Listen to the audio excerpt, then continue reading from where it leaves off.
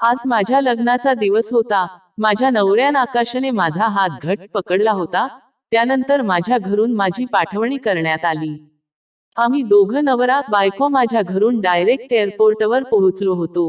माझी गणना त्या नववधूमध्ये होती, ज्या डायरेक्ट लग्न झाल्यावर 7 समुद्रापलीकडे जातात आणि तिथेच त्यांच्या नव्या आयुष्याची सुरुवात करतात. विमानात खिडकीच्या शेजारीच मी बसले होते.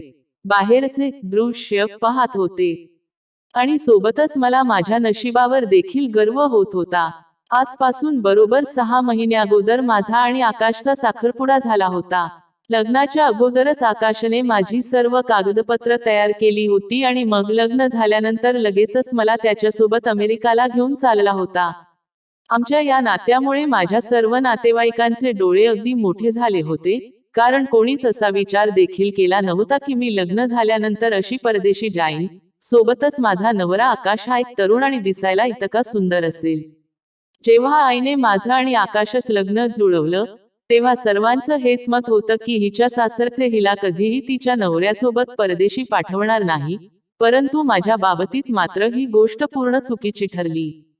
आमचं नातं जुळवणाऱ्या विमल काकूंनी खरंच खूप चांगलं स्थळ माझ्यासाठी शोधलं होतं आणि सोबतच हे नातं जुळवलं देखील होतं. आकाशने मला सांगितलं होतं की अमेरिकेमध्ये त्याचा एक फ्लॅट आहे आणि आपल्याला डायरेक्ट तिकडेच जायचं आहे. एअरपोर्टवर वरून साधारण 1-1.5 तासाच्या अंतरावर आकाशचा फ्लॅट होतं. थोड्या वेळाने आम्ही दोघं नवरा बायको अमेरिकाच्या इंटरनॅशनल फ्लाईटवर पोहोचलो. मी कधी स्वप्नात देखील विचार केला नव्हता की लग्न झाल्यानंतर मी कधी अमेरिकाला देखील येईल. सगळं काही एका सुंदर स्वप्नासारखा वाटत होता, परंतु मला हे माहीत नव्हतं की जेव्हा माझे डोळे उघडतील तेव्हा एखाद्या स्वप्नाप्रमाणे हे स्वप्न देखील संपून जाईल.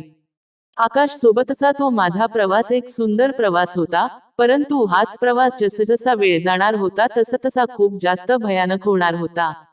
परंतु सध्या तरी मला त्या गोष्टीचा काहीच अंदाज नव्हता. त्या फ्लॅटमध्ये दाखल झाल्यानंतर माझ्या छातीत खूपच धडधड होऊ लागलं, कारण त्या एवढ्या मोठ्या फ्लॅटमध्ये आम्हा दोघांव्यतिरिक्त दुसरं कोणीही नव्हतं. नव्या नवरा बायकोचा एकत्र येण्याची वेळ जवळ आली होती आणि त्यामुळेच माझं हृदय जोरजोरात धडधड करत होत. खरं तर याआधी आकाश आणि मी सोबत एकत्र कधीच वेळ घालवला नव्हता. माझं लग्न खूप साध्या पद्धतीने झालं होतं. 11 वाजताची फ्लाईट होती आणि लग्न झाल्यानंतर आम्ही आकाशच्या आई वडिलांसोबत बसलो होतो, कारण आम्हाला आता पूर्ण 2 वर्षानंतरच परत यायचं होतं. त्यामुळे फ्लॅटवर आल्यावर मला खूपच थकायला झालं होतं. तो फ्लॅट खरंच खूप आलिशान आणि खूपच सुंदर होता. मी इतका मोठा आलिशान फ्लॅट आजपर्यंत कधीच पाहिला नव्हता.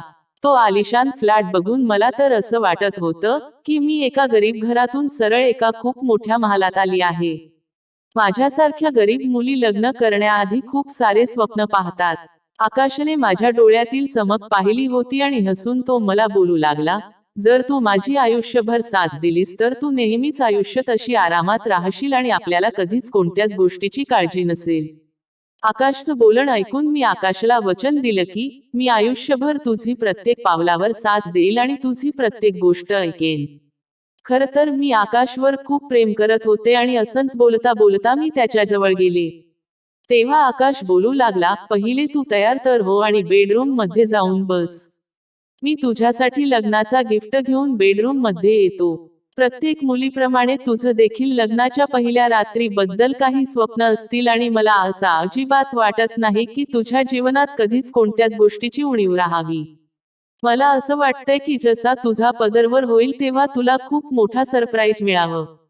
आकाशचा त्या बोलण्यावर मी लाजतच आमच्या बेडरूम मध्ये गेले आणि मग माझी बॅग उघडली आणि त्यातून माझा लग्नाचा घागरा, जो मी आमच्या लग्नात घातला होता, जो की खूपच वजनदार होता आणि सुंदर होता.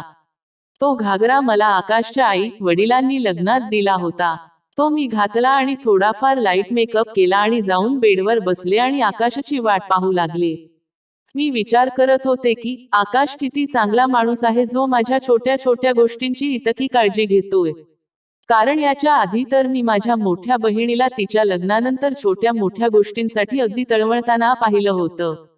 माझ्या मोठ्या बहिणीचा नवरा संदीप ना चांगला कमावत होता आणि नाही माझ्या ताईच्या गरजा पूर्ण करू शकत होता आणि केवळ त्यांच्यामुळेच माझ्या आईने हा निर्णय घेतला होता की माझं लग्न आमच्या शहरात करणार नाही तर दुसऱ्या शहरात करून मला बाहेर पाठवेल, जेणेकरून माझा संसार सुखाचा होईल. माझ्या आईने विमल काकूंना सरळ सरळ सांगितलं होतं की माझ्या मुलीसाठी असं एक स्थळ बघ, जो परदेशात सेटल असेल आणि खूप चांगलं कमावत असेल.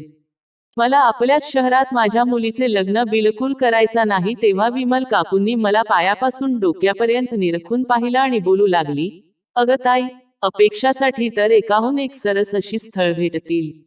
इतक्या कमी वयाच्या आणि सुंदर मुलीसाठी स्थळ शोधण्यासाठी काहीच अवघड नाही. तू काळजी करू नकोस. मी तिच्यासाठी खूप चांगल्या कुटुंबाचा एक चांगला स्थळ आणेन आणि जो बाहेरच्या देशात काम करत असेल. सोबतच लग्न झाल्यानंतर तो आपल्या अपेक्षाला घेऊन परदेशात जाईल. विमल काकूंचा बोलणं ऐकून तर आईचा आनंद गगनात मावेनासा झाला, परंतु मला मात्र टेन्शन आलं होतं. मी फक्त 19 ते 20 वर्षांची होती. न जाणो आईला माझ्या लग्नाची इतकी का बरघाई लागली होती. तिने खूप साऱ्या लग्न जमवणाऱ्या मंडळींकडे माझ्या लग्नाबद्दल बोलणी करून ठेवली होती आणि विमल काकू देखील त्यापैकीच एक होत्या. विमल काकूंचा नंबर आईला तिच्या एका मैत्रिणीकडून मिळाला होता आणि मग आईच्या एका फोनवरच ती धावत पळतच आमच्या घरी आली होती, जिने आजपर्यंत माझ्या आईला माझ्यासाठी किती स्थळ दाखवली होती देव जाणे, परंतु आईला मात्र कोणताच मुलगा आवडत नव्हता. माझी मोठी बहीण आशा, तिचा संसार काही ठीक चालू नव्हता. तिचा नवरा खूपच कमी कमवत होता आणि त्यामुळे त्यांचं घर कसबस चालत होतं. 2 दिवसांपूर्वीच माझी ताई आम्हाला भेटायला आली होती. तेव्हा ती तिची परिस्थिती सांगून अगदी हुंदके देत रडत होती आणि मग त्याचवेळी माझ्या आईने निर्णय घेतला की ती माझं लग्न अशा मुलाशी करेल जो परदेशात राहत असेल आणि त्याला चांगली नोकरी असेल. मला वाटलं कदाचित आईने त्या परिस्थितीमुळे हे असं काही बोलले असेल, परंतु जेव्हा खरंच आईने त्या विमल काकूंसोबत याबाबत चर्चा केली, तेव्हा माझा अगदी जीव जायचा बाकी राहिला होता. कारण की मी तर माझा स्वतःचा घर सोडून जायला देखील घाबरत होती. मग असं असताना मी 7 समुद्रापार कशी राहणार होते. विमल काकू गेल्यानंतर मी लगेचच आईजवळ गेले आणि आईला बोलू लागली, आई, माझं लग्न हे कसं शक्य आहे. तेव्हा आई बोलू लागली, तू तुझ्या मोठ्या बहिणीकडे बघ. बघ तिची काय अवस्था झाली आहे, कशा प्रकारे ती जीवन जगत आहे. लग्नामध्ये मी तिला जी चप्पल दिली होती, तीच चप्पल ती आजपर्यंत वापरत आहे. मला नाही वाटत की तुझी परिस्थिती देखील अशासारखीच व्हावी. तुला देखील छोट्या छोट्या गोष्टींसाठी तळमळावं लागावं असं मला अजिबात वाटत नाही. त्यामुळेच मी निर्णय घेतलाय की मी माझ्या काळजावर दगड ठेवीन आणि तुला परदेशी पाठवीन.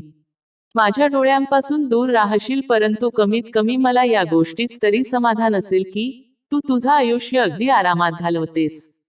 नाहीतर आशाला बघून तर माझ्या हृदयाचे तुकडे तुकडे होतात. आईच्या पुढे मी काहीच बोलू शकत नव्हते. खरं तर मला बोलायचं होतं की आई, प्रत्येकाचं आपलं आपलं नशीब असतं. नशिबाच्या पुढे कोणाला काहीच भेटत नाही. परंतु मला माहित नव्हतं की माझ्या नशिबात नक्की काय लिहिलं आहे. 2 महिन्यांच्या अथक प्रयत्नानंतर विमल काकू आकाशचा फोटो घेऊन आमच्या घरी आल्या. आईला तर पहिल्या नजरेतच आकाश आवडला होता.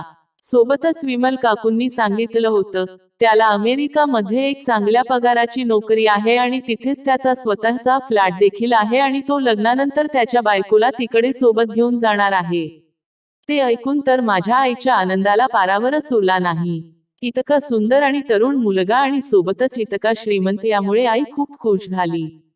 विमल काकू बोलू लागली की हा मुलगा आपल्या शहरातला नाही, तर तो दुसऱ्या शहरातला आहे. त्याच्या घरचे देखील तिकडे राहतात. हे बोलणं ऐकून आई एकदम शांत झाली. जर आपल्या शहरातले लोक असते तर जरा चौकशी करायला बरं पडलं असतं.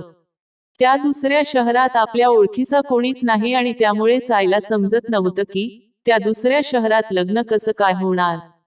त्यावर विमल काकू बोलू लागल्या, इतका विचार करू नकोस. तुझ्या मुलीला त्या दुसऱ्या शहरात जायचं नाही, तर इथून डायरेक्ट अमेरिकेला जायचं आहे. मुलाकडचे स्वतः आपल्या शहरात येतील, अगदी साध्या पद्धतीने लग्न करतील आणि मग इथून आपली अपेक्षा त्याच्या नवऱ्यासोबत अमेरिकेला निघून जाईल. त्यामुळे आपल्याला कशाला दुसऱ्या शहरात जायचं आहे. विमल काकूंचं हे बोलणं ऐकून आईने होकार दिला, कारण की जर मला त्या दुसऱ्या शहरात पाठवायचाच नव्हतं मग तिथे चौकशी करण्याची काय गरज होती. विमल काकूंनी मुलाची जबाबदारी घेतली. ती बोलू लागली की, मी आकाशला खूप चांगल्या पद्धतीने ओळखते आणि मुलगा खरंच खूप चांगला, सभ्य आहे. मी आपल्या अपेक्षाचा फोटो त्यांना पाठवला, त्यांना तर आपली अपेक्षा खूप जास्त आवडली. त्यांची अशी इच्छा आहे की लवकरात लवकर या दोघांचा साखरपुडा करावा. ती लोक स्वतः इथे येतील आणि मग जसं आपल्या अपेक्षाची कागदपत्र तयार होतील तेव्हा आकाश स्वतः हिला त्याच्या सोबत घेऊन जाईल. विमल काकूंचं बोलणं एखाद्या स्वप्नाप्रमाणे वाटत होतं, कारण की आमच्यासारख्या गरीब लोकांच्या घरी एखाद्या श्रीमंत लोकांचा स्थळ येणं हे एक नशिबाचीच गोष्ट होती. त्यावर माझी आई बोलू लागली, विमलताई तू या नात्याबद्दल पुढे चर्चा कर.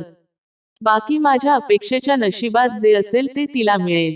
आठवडा सुद्धा झाला नव्हता किंवा माझं आकाश सोबतच नातं फिक्स झालं.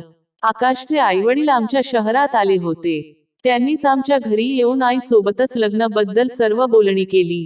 त्यांना ना हुंडा पाहिजे होता, ना आणखी काही. त्यांना फक्त मुलगी आणि नारळ एवढंच पाहिजे होतं.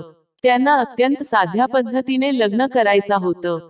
माझ्या मोठ्या ताईला आणि भाऊजींना जसं माझ्या नात्याबद्दल समजलं, ते लगेचच आमच्या घरी आले आणि मग माझे भाऊजी माझ्या आईला समजावू लागले, तुम्ही असं कोणत्याही अनोळखी लोकांसोबत आपल्या अपेक्षाचा नातं जुळवू नका. माहित नाही तो मुलगा कसा असेल आणि बाहेर काय काम करत असेल. आपल्याला काय माहित. त्या विमल काकू फक्त लग्न जमवण्याचं काम करतात, त्यांना त्यांचे पैसे मिळाल्याशी मतलब. तुम्ही तिच्या प्रत्येक होला हो कसं करू शकता. भाऊजींचं बोलणं ऐकून माझ्या आईला रागच आला आणि रागातच आई भाऊजींना बोलू लागली, तुम्ही आजपर्यंत माझ्या मुलीला कोणतं सुख दिला आहे. ती माझ्या डोळ्यांच्या समोर आहे तरी देखील मी तिच्यासाठी तडफडत असते. चांगलं आहे की अपेक्षा परदेशी निघून जाईल आणि तिकडे जाऊन तिथे तीच आयुष्य सुखाने घालवेल. तुला माझ्या अपेक्षाची काळजी करायची काहीच गरज नाही. तू माझ्या मोठ्या मुलीची आशाची काळजी घे आणि तेवढंच पुरेसं आहे. आईच्या या कठोर शब्दाने भाऊजींचा तोंडच बंद केलं, कारण की ते तर बिचारे मजबूर होते. ते जिथे नोकरी करायचे तिथे काही कारणास्तव त्यांची नोकरी गेली होती, नाहीतर लग्नाच्या आधी ते खूप चांगले कमवायचे, परंतु कदाचित त्यांच्या नशिबात आता तेच लिहिलं होतं. माझ्या आईने ना आमच्या कुटुंबातील लोकांना काही सांगितलं होत आणि नाही भाऊजींच काही ऐकलं. आईला त्या विमल काकूंच्या बोलण्यावर खूप विश्वास होता आणि सोबतच आकाशचे आई वडील देखील सुशिक्षित आणि चांगल्या घराण्यातले वाटत होते. ऑनलाईन पद्धतीने माझा आणि आकाशचा साखरपुडा झाला.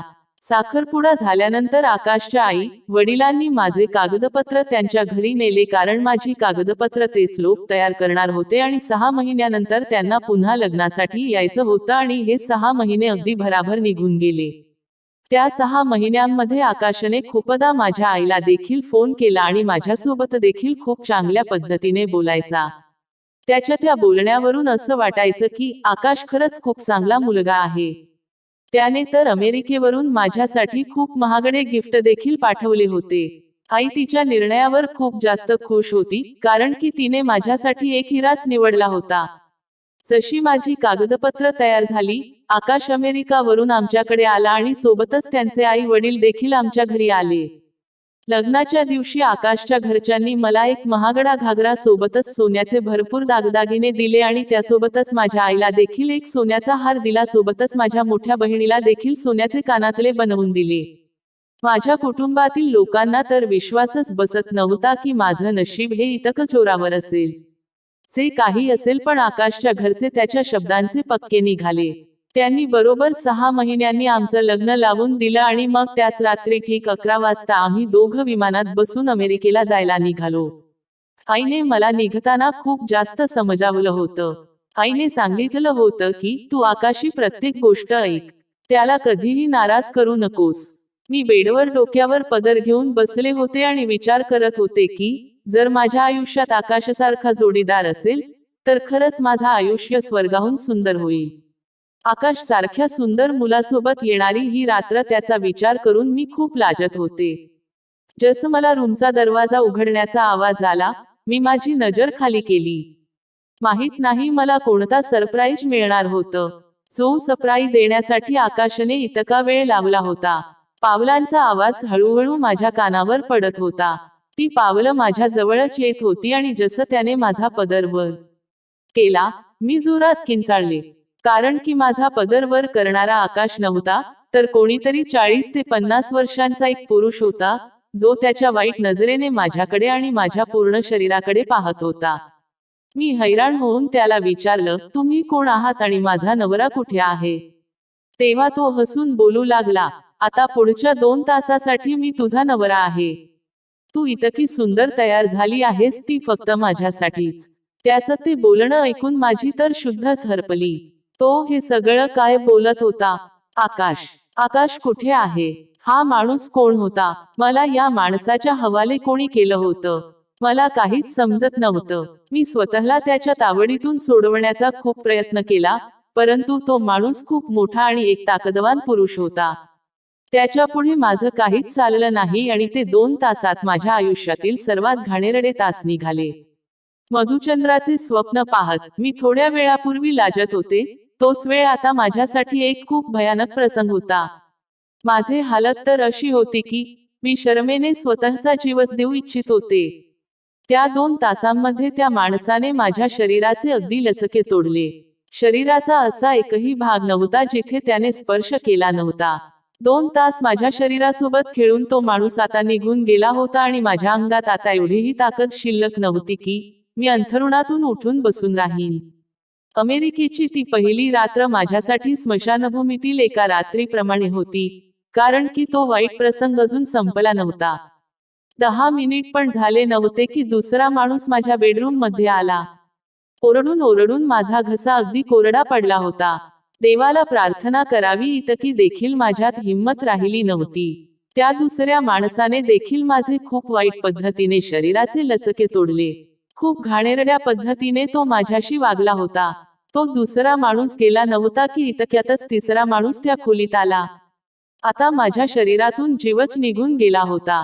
एखाद्या निर्जीव शरीराप्रमाणे मी बेडवर पडून होते. त्यानंतर काय झालं मला काहीच लक्षात नव्हतं की तो तिसरा माणूस कधी आला आणि कधी निघून गेला. कारण की मी माझी आता शुद्ध हरपली होती. जेव्हा सकाळी मला जाग आली तेव्हा आकाश माझ्या साईडला होता. तो जागा होता आणि त्याच्या मोबाईल पाहत होता. त्याला पाहताच रात्रीचा एक प्रसंग माझ्या डोळ्यासमोर आला. मी त्याच मनगट पकडला आणि त्याला रडत रडतच विचारलं, काल रात्री जे काय झालं ते काय होतं? माझ्या इज्जतीसोबत इतका मोठा खेळ का खेळलास? माझं बोलणं ऐकून तो हसला आणि बोलू लागला जसं की तो नशेमध्ये होता. तो बोलू लागला, अगं जानू, इतकं काय झालं की तू त्यासाठी इतका गोंधळ करतेस? मी तुला म्हटलं होतं ना की जर तू माझी साथ दिलीस तर तू अशीच आयुष्यभर आरामात राहशील. तुला माझी साथ ही द्यावीच लागेल. तू फक्त या लोकांना खुश करत जा, मग बघ आपण किती श्रीमंत होते. मी तुझे सगळे स्वप्न पूर्ण करेन. तू आता थोडा वेळ आराम कर, मग त्यानंतर तुला पुन्हा काम करायचं आहे. मी हैराण होऊन आकाशकडे पाहतच होते. तो हे सगळं काय बोलत होता? ही एवढी श्रीमंती ही अशी वाईट काम करून होती का? आणि आता यानंतर मला अजून कोणता काम करायचं होतं? माझ्या मनात खूप सारे प्रश्न निर्माण झाले होते. तो प्रेमाने माझ्या केसातून हात फिरवत होता आणि बोलू लागला की संध्याकाळ होताच तुला एका डान्स बार मध्ये जायचं आहे आणि तिथे शॉर्ट ड्रेस घालून तुला या फॉरेनर लोकांना खुश करायचं आहे. तू तुझं काम जितकं मन लावून करशील तितका जास्त आपल्याला पैसा मिळेल. माझी अशी इच्छा आहे की तू पूर्ण आनंदाने आणि मनापासून हे काम करावे, जेणेकरून प्रत्येक फॉरेनर लोक आपल्याला जास्तीत जास्त पैसे देईल. आकाशचं हे बोलणं ऐकून मी रागाने लाल बुंद झाली. मी आकाशाच्या जोरदार कानाखाली मारली आणि बोलू लागली, मी विचार देखील करू शकत नाही की तू इतका नीच निघशील. तू स्वतःच्या बायकोची किंमत ठरवतोस आणि असे छोटे कपडे घालून परपुरुषांसमोर तिला नाचायला लावतोस. तू एका रात्रीच 3 परपुरुषांसोबत माझा व्यवहार केलास. तुझ्या मनात एकदाही विचार नाही आला की मी तुझी बायको आहे. आपलं लग्न झालंय. माझ्या त्या कानाखालीच्या बदल्यात तो माझ्या चेहऱ्यावर थुंकला आणि बोलू लागला, या कानाखालीच्या बदल्यात मी देखील तुझ्या एक कानाखाली मारू शकलो असतो. परंतु तुझ्या कानाखाली मारून मला तुझा हा सुंदर चेहरा खराब करायचा नाही. कारण की जोपर्यंत हा तुझा सुंदर चेहरा आहे, तोपर्यंत मी लाखो रुपये कमवू शकतो आणि तू माझ्यासमोर जास्त निरागस असल्याचा दाखवू नकोस. जस की तुला माहीतच नाही, तुझ्यासारख्या मुलींना भारतातून इथे का आणलं जातं ते. तुझी आई इतकी बेफिकर होती का की तिने काहीही विचार न करता तुला इकडे पाठवलं. आता हे बोलू नकोस की तुला इथे येण्याच्या आधी हे सगळं माहीत नव्हतं. तुला इथे आल्यावर हे असं काम करावे लागेल हे तुला माहीत नव्हतं. तुला, तुझ्या आईला, तुझ्या बहिणींना सोन्यामध्ये आम्ही मढवळ आहे आणि लग्नाच्या नावावर आम्ही तुम्हाला इतकं काही दिलंय जितकी तुमची लायकी देखील नव्हती. कोणालाही असंच नाही दिलं जातं. तुझ्यासारख्या मुलींना अमेरिकेला यायची खूप इच्छा असते ना आणि मग तुम्ही जाणून बुजून तुमचं सगळं काही त्या इच्छेखातर देऊन टाकता. तू देखील तुझ्या मर्जीने इकडे आली आहेस. मी तुला जबरदस्तीने इकडे आणला नाही. तुला आणि तुझ्या आईला अमेरिकेच्या या झगमगटाची इच्छा होती ना. तुझ्यासारख्या मुलींनाही अशी झगमग अशी थोडी ना मिळते. आकाशचं हे बोलणं ऐकून माझ्या हृदयाचे तुकडे तुकडे झाले. आकाश माझा नवरा होता आणि त्याच्यावर विश्वास ठेवून मी इथे आली होते, परंतु तो तर सरळ मला देहविक्री करणारी स्त्री बोलत होता. हा आहे खरं होतं की माझ्या आईने अमेरिकेच्या लालसेपोटीस माझं आकाश सोबत लग्न लावून दिलं होतं, परंतु तिला हे काय माहीत होतं की आत्ताच जग हे इतका घाणेरडा झाला आहे. मी आकाशचे पाय पकडले आणि रडून त्याला बोलू लागले, मला पुन्हा भारतात पाठव. परंतु माझं ते बोलणं ऐकून तो जोरजोरात हसू लागला आणि बोलू लागला, मी तुझ्यासाठी खूप मोठी इन्व्हेस्टमेंट केली आहे बेबी, आणि मग असं असताना तुझ्याकडून काहीतरी प्रॉफिट कमावल्याशिवाय मी तुला कसं सोडू. त्याने जबरदस्तीने माझा हात पकडला आणि मग एका जवळच्या डान्स बार मध्ये घेऊन गेला, जिथे त्याने मला शॉर्ट कपडे घालायला लावले आणि जबरदस्तीनेच डान्स फ्लोअरवर उभा केलं. तिथे माझा रडणं काहीच कामाचा नव्हता, कारण तिथे उभ्या असणाऱ्या सगळ्या मुली या माझ्यासारख्याच होत्या. मी जसजशी रडत होते, माझ्या रडण्यावर त्या फॉरेनर लोकांना अजूनच मजा येत होती, आणि मग त्यातच ते माझ्यावर जबरदस्ती करायचे आणि मग मला समजू लागलं की माझं हे रडणं ओरडणं त्या पुरुषांना माझ्या जवळ आणत आहे. त्यामुळे मी शांत झाले आणि त्यानंतर माझ्यासोबत जे काही घडलं ते मी सांगू देखील शकत नाही. 15-20 दिवस माझ्यासोबत हे असंच घडलं. आकाश मला जबरदस्तीने डान्सबार मध्ये घेऊन जायचा. तिथे मला खूप शॉर्ट कपडे घालायला लावायचा आणि मग नशेच इंजेक्शन देऊन त्या डान्स फ्लोअरवर उभा करायचा आणि मग ज्या कोणाला मी पसंत यायची तो माझी आकाश बोलेल तो किंमत द्यायचा आणि मग पुढचे काही तास तो माणूस मला त्याच्यासोबत घेऊन जायचा. त्या 15-20 दिवसात मला हे समजलं की माझी ही बर्बादी तेव्हापर्यंत चालूच राहील, जेव्हापर्यंत माझ्या चेहऱ्यावर ही सुंदरता आहे.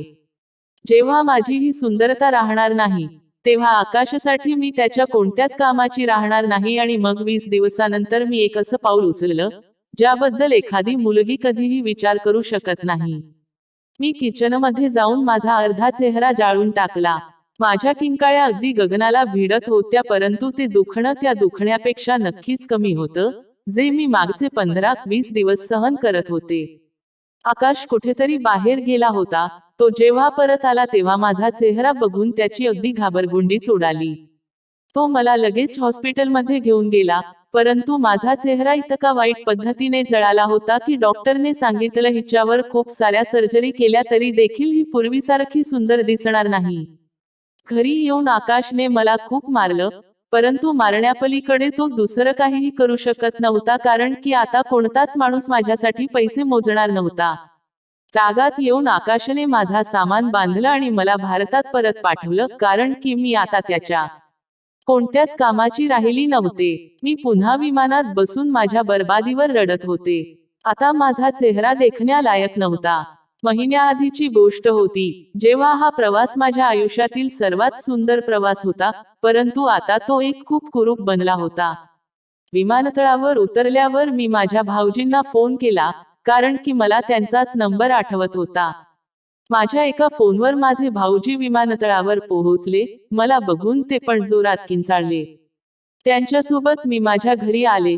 मला पाहून तर आई बेशुद्धच झाली. त्यांच्यासाठी मी सांगितलेल्या गोष्टीवर विश्वास ठेवणं खूप कठीण होत होतं. त्यांना विश्वास बसत नव्हतं की आकाश इतका मोठा विश्वासघातकी निघेल. भाऊजींनी त्या विमल काकूंचा पत्ता शोधला, कारण त्यांनीच तर आमचं नातं जुळवलं होतं, परंतु त्या विमल काकू आता त्यांचं भाड्याचं घर सोडून कुठे गेल्या होत्या देव जाणे. आकाशच्या घरचा जो पत्ता आमच्याकडे होता ते घर देखील भाड्याचाच होतं आणि तिथे आकाशचे आई वडील कधी राहिलेच नव्हते. कोणाला माहित होतं की आकाशचे आई वडील नक्की कोण होते, ते खरंच होते की नव्हते. आणि आता या गोष्टीला पूर्ण 1 वर्ष झालं. मी आता मला जळालेला चेहरा आणि माझं विस्कटलेलं आयुष्य घेऊन माझ्या आईच्या घरी राहत होते.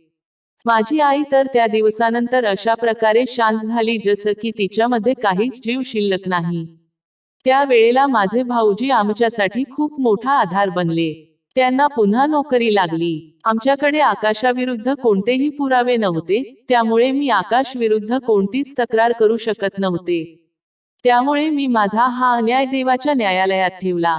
आता देवच ठरवेल आकाशला काय शिक्षा द्यायची ते. माझी सर्व मुलींच्या आई वडिलांना हीच एक विनंती आहे की तुम्ही तुमच्या मुलीचं नातं जुळवताना त्या स्थळाबद्दल पूर्ण चौकशी करून मगच ते नातं जुळवा.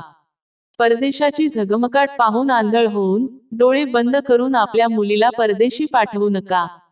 मित्रांनो, तुम्हाला ही कथा आवडली असेल तर व्हिडिओला लाईक करा आणि अशाच छान छान कथा पाहण्यासाठी चॅनलला सबस्क्राईब करा. धन्यवाद.